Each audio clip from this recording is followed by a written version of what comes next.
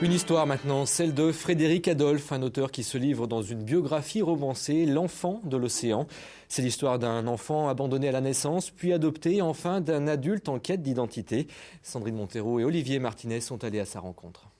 Cette peau qu'il palpe de ses mains a absorbé tant de mystères qu'il doute parfois de sa propre existence. Il ignore tout ou presque de ses premiers instants. Pourquoi l'a-t-on abandonné? D'où vient-il?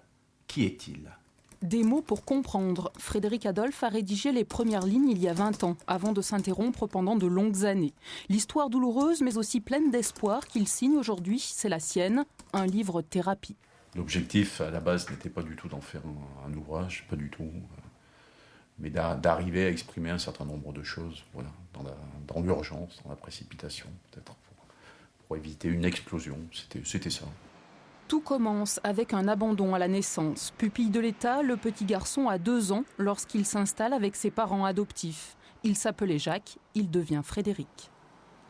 C'est la première adresse où j'ai habité donc en 1960, en sortant du foyer de l'enfance, avec mes parents adoptifs.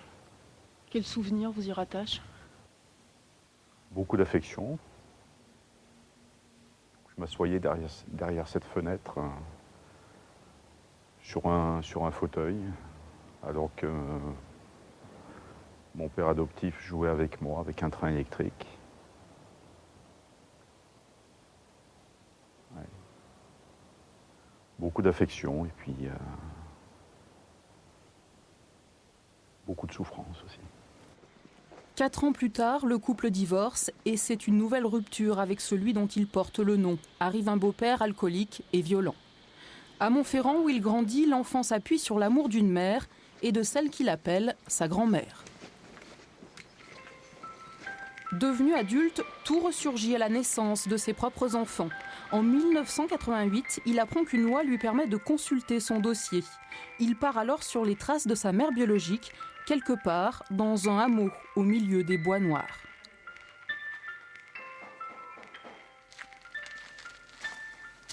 Je voulais voir où elle avait vécu, découvrir peut-être un peu, peut-être un peu la misère dans laquelle elle a vécu et qui pouvait peut-être me permettre de mieux comprendre la réaction de sa famille. C'est vrai que c'était un peu la misère quand même. Une fille mère en plus, c'était impardonnable. C'était la honte pour la famille, quoi.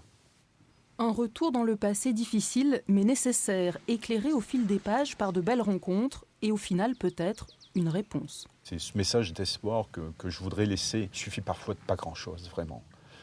Pas grand-chose pour condamner un adulte, pour condamner un enfant, et pas grand-chose aussi pour lui permettre de se relever et de repartir. Avec L'enfant de l'océan, Frédéric Adolphe signe un témoignage poignant sur la quête d'identité, une réflexion aussi sur la résilience, cette capacité qu'ont certaines personnes à rebondir face aux aléas de la vie.